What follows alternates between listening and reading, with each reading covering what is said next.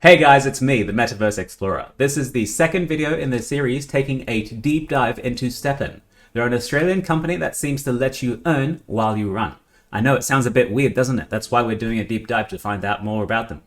This episode, we focus solely on their two tokens, GST and GMT, or as they call them, the Green Satoshi token and the Green Metaverse token. Alright guys, that's enough standing around, let's get to it.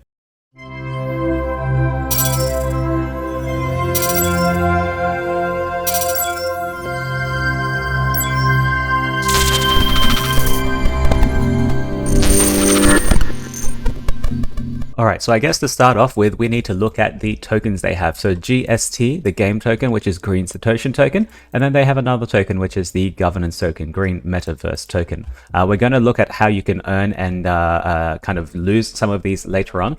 But for now, it's good to know that they have a two token system, which other platforms also use.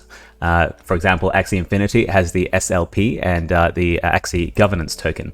Let's have a look at kind of the tokenomic kind of the distribution of this. So the GST itself has an infinite supply and it's minted when a player is moving in the solo or background. Let's have a look at this formula so we can have a look at how people actually earn this. You can't buy this yet, you can only do it when you're running. Alright, now this is the calculation that we're actually going to look at. It's quite complicated, but let's try and break it down a little bit to see if we can understand it. So your player earning GST, which is the first thing. So your GST equals N. What's N? N is the player's average speed, which is the speed on the right hand side that we looked at. So N times PSE plus PSEE. PSE is player's sneaker efficiency, which is one of the stats on your sneakers. Your PSEE is the player's sneaker efficiency coefficients, which is any gem sockets or NFT badges, however you've upgraded them. So obviously, if you have a good efficiency and you've also upgraded them, it's good. Okay, and they have a system value here that we haven't value set by the game developer, subject to change. We don't know what these values are yet, so I think it's important that when it comes out, this is a bit more transparent. All of this times a random number between parameter 1 and parameter 2. We also don't know what these system values are, times X and times Y. So we don't know exactly how this is still going, but they do give us a small example here. And it's pretty good. So in short, the factors which affect your GST earnings are total energy, your movement speed, your sneaker types, your gems, NFT badges. So obviously, if you have a level 30 sneaker and you run, it's got good efficiency, it's got gems on it, and it's going to earn more than the level 1 sneaker that has like no gems on it, and it's just like a basic common thing. So yeah, at least they've given it a bit of thought, and at least we can kind of see some of the ranges that we're working with here, and you can plug in your own kind of calculations if you have a sneaker to anticipate how much you might be earning. So that's pretty cool.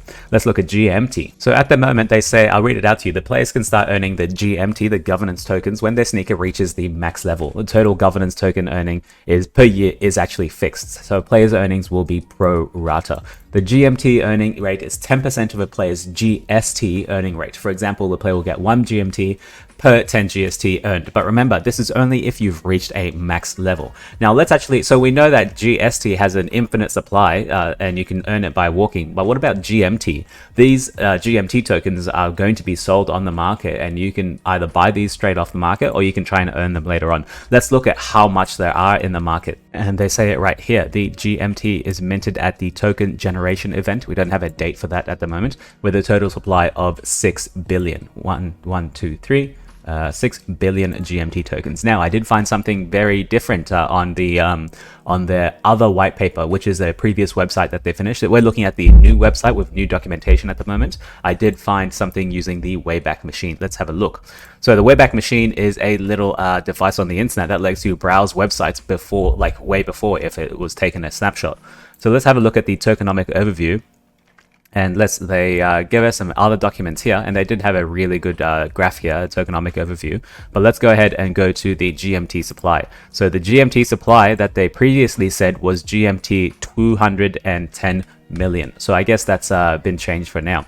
And we also see a little breakdown of the token distribution. And I actually had a look at the token distribution myself, and I clarified this with the team as well. So let's have a look at what the new token distribution is of GMT. All right, so on the right hand side of the screen, you're going to see the new tokenomics that the team clarified with me. So they have a seed round, which is 10%. We don't know who these investors are yet. We have a private sale of another 10%. We also don't know who they are yet. They're about to be releasing this very soon, I think. The team itself allocated 20% to themselves. This is pretty normal in the industry. The play to earn aspects is about 30%, which to be honest is slightly lower than other play to earn games in the ecosystems. They're usually between 40 to 60%, but hey, to each his own.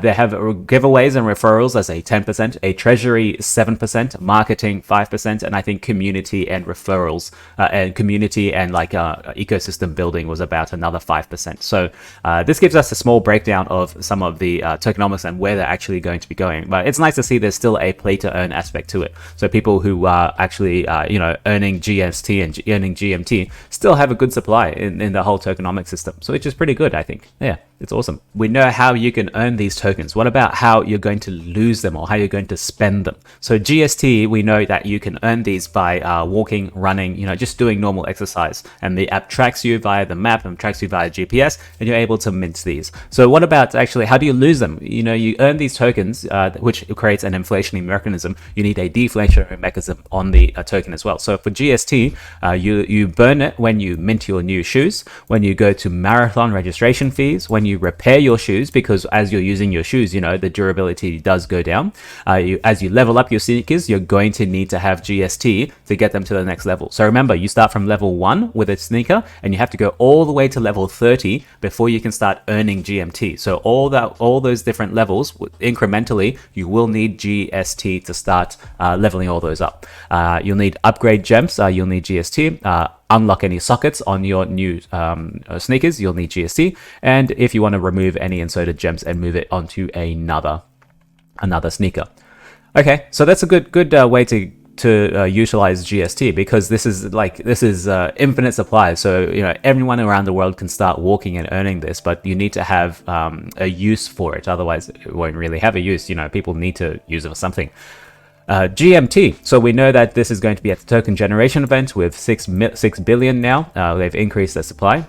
The GMT token is burnt when you participate in governance. So we haven't seen any indication of governance at the moment. Of course, this will take a while to come about. Release the app first, get users on board, and then they start deciding how it's going to go. When you want to rename your sneaker at level 30, which will be pretty cool, rename your sneaker after a very popular athlete. So level 28 to level 30 sneaker leveling, which is very important because these are probably the highest levels that need GMT. I don't know how. So think about this. You need to start earning GMT, you have to be at level 30. But to actually get to level 30, you will need GMT in the beginning. So I don't know how. You might have to buy this off the marketplace. You might have to breed some sneakers to sell them on a market for GMT. So this is interesting. I hadn't thought about this.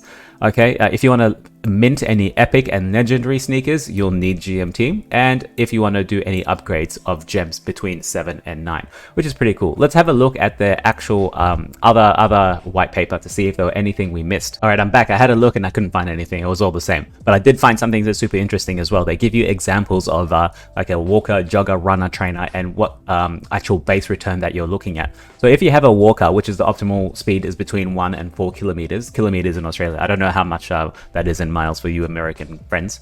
So for a walker, you will probably be earning around an average 4 GST per 1 energy spent. And remember, energy is another attribute you'll need to understand. As you're using your sneakers, you do lose energy for yourself. And if you have a jogger, it's 5 GST per 1 energy. A runner is 6 GST. And a trainer is 4 to 5. I think the better one is probably having a trainer. They're probably the more valued because you can go at any speed. So if you're running sometimes, if you're walking sometimes, if you're going to do something, I think I would possibly use a trainer.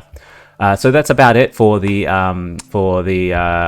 earnings. Let's have a look at another topic. Now, the actual tokens that you're going to be earning are cryptocurrencies. So they are actually, you can use them if you want outside of the system. You might have to find out how to take them out. What they do provide is a decentralized wallet. What this means is that it's a wallet that's inbuilt into the actual app, and you can transfer this out if you want. The tokens, we don't know if the tokens are actually going to be living on each of these separate chains, which are BTC, ETH, and Sol. So I don't know how they want to do BTC and ETH because transaction fees are immense at the moment. So they might have to just go through the Sol function. So there has a swap function. So if you have GST and you want to trade it for GMT, which is probably how you're going to upgrade your sneakers from 28 to 30, then they do have a swap function for you, which is pretty easy. And I think I did see it as well. And I'll leave a photo just up there and you'll probably be able to see it right now. So that's a swap function. Okay, they have a cross-chain convert function, which means they'll be using a bridge somehow, a bridge between these three chains. And of course, it will remind the player to back up their wallet when a player's assets is greater than 50, which is a good reminder, I think. Pretty cool. Let's have a look at some kind of the IDO or any investor pricing that we can find. And there ain't nothing, ladies and gentlemen. I had a really good look, but there's nothing about investors. So I know they did submit a application to the hackathon for Solana, and they did win the 4th place in the gaming track. So congratulations for that. And there was, I think, a cash prize for this. But at the moment, there's actually nothing public about what they've raised from investors or any private sales, any sort of stuff like that. I did reach out to the team, and I also confirmed with them that they're still in talks with investors, so they can't actually release anything at the moment, which is unfortunate because we want to see who's behind these guys and who has faith in them, because it gives kind of credibility to the entire project when you can tell that a giant VC investor fund or like a company wants this to succeed, and at least you can see any partnerships that might come from that. So at the moment, there's no investor information. They haven't probably finished raising funds. They haven't finished the documentation, so nothing's public. So I guess I'll keep an eye on this just to find out. Tax. Everyone hates tax. Let's talk about their taxation system that they have. I think they did talk about it over here. They have a quest system, there's an achievement system, anti-cheating, a tax system. So I asked the team, how are you guys actually going to be making money from this? They have their own team tokens, but there is also a tax implemented on the system. So the game will charge a different tax to various in-game activities as indicated. The trading, there is a 4% tax. So if you have an NFT that you want to sell, if you have a sneaker, level 30 sneaker that you want to sell on to someone else who wants this sneaker because they can't be bothered to level up their own sneaker from 1 to 30, they will charge you a 4% tax to trade this sneaker back and forth between people. If you want to mint a new shoe, which is the breeding function they have in the actual ecosystem, there's a 6% tax. And if you want to rent a shoe as well, so if you have a level 30 shoe and you don't use it all the time, you can probably rent this to someone else who wants to earn GST. And the tax rate on this is 8%. So it's not clear where these taxes are coming from. So if you're trading, are you going to be trading in GMT or GST? And are they going to collect the tax in GST or GMT? Shoe minting, I suppose the rental, so renting is clear because to rent it, you're going to be using GST because that's what you're going to earn from renting the sneaker. So I think that's pretty clear there. Now, what I want to do is actually want to compare this to other marketplaces that buy and sell NFTs. Let's have a look at them. I think the first one would be OpenSea, and then we'll look at Solana, which is the biggest Solana kind of NFT marketplace. Let's have a look. So OpenSea has a flat tax rate of about 2.5% for every transaction, which is on the higher end, but it's still low in this kind of NFT ecosystem place. And you can set a royalty of up to 10%. There are no royalties in StepN, so it's good to know that at least OpenSea has a 2.5%. And if we compare this to the marketplace of trading, which is 4%, nearly double. But yeah, this is a starting project. They might need this OpenSea is the biggest marketplace with millions and millions and millions, maybe billions in volume actually, and StepN hasn't actually started trading yet, so this might be changed anytime. We'll find out later on. Now let's have a look at Solana, what their NFT trading fee is. All right, so on the biggest marketplace in Solana at the moment, to trade and sell your NFTs, there is a 3% marketplace fee on selling on every transaction. So the creators fee, which is chosen by the creators and therefore varies depending on the collection. So 3%, we're looking at 2.5% for OpenSea, which is an NFT marketplace, 3% for Solana, and 4% for StepN. Still slightly higher than competitors, so it might be possible they might reduce this later on to try and be more competitive. But hey, you know, it's an NFT. It lives on on the blockchain. You can probably take these NFTs using the Sol blockchain, Solana blockchain, and go over to Solana and trade it there for a less tax. Which is, yeah, this is the open ecosystem. If you don't compete, you're going to lose. So they might have to revamp this. All right, so what we're looking at here is the AXI token allocation. So we have a staking rewards, which is 29%. Sky Mavis, the team, gets 21%. Play to earn is lower than StepN at 20%. Public sale, 11. Ecosystem, 8. Advisors, 7. And private sale, 4. So this is very different from what we see at StepN, where the seed investors get 10%. The private gets 10%. The team gets 20%. That's similar here. The treasury advisory gets 3 and 7, which equals to 50, and then the rest of it is play to earn at 30%, and then the giveaways, referrals, community is about 20%. So that's I can't comment on, because I have no idea about how good these distributions are, but you can see kind of the differences in where some of the quantities are allocated. Similarly, we can look at Star Atlas, which is a little bit different as well, because the rewards and emissions is a giant 65% compared to StepN's 30%, which is super different. You know, the team only allocated themselves 5%, but in this case, the team at StepN has 20%. The private token sale is 22.5%. That's huge because the private token sale at StepN is only 10%, which is like less. Now, I'm comparing this to Star Atlas because Star Atlas is the other major play to earn game, or, you know, play to exercise game, play to not exercise, but play to earn game in Solana. There are other play to exercise games, but their tokenomics aren't really very public yet. The token pre-sale for Star Atlas 1.5 and the listings is 4%.